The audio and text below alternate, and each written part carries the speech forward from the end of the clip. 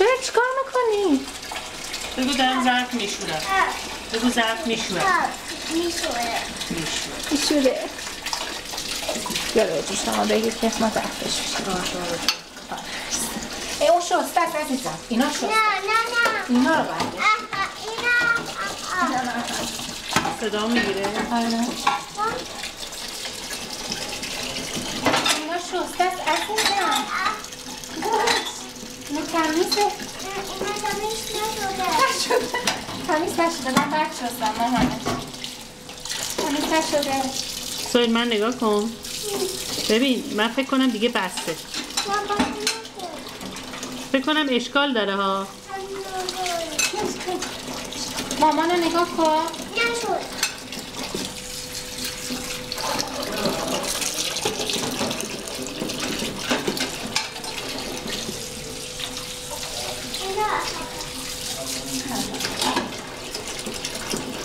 سوهل بسته دیگه داری شیطونی میکنی نه گفتم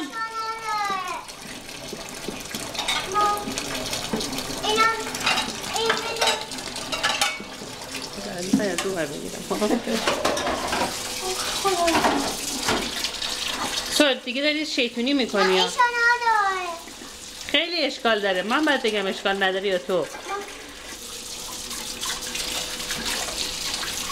یه بسته گفتی یه کوچولو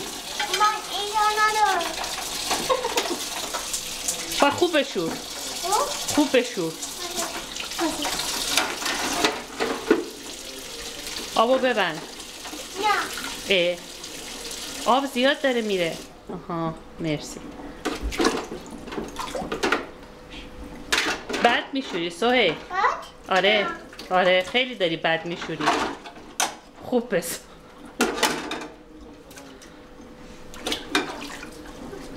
سینکم بشور سهیل شیچ؟ آره نه ما جا نیست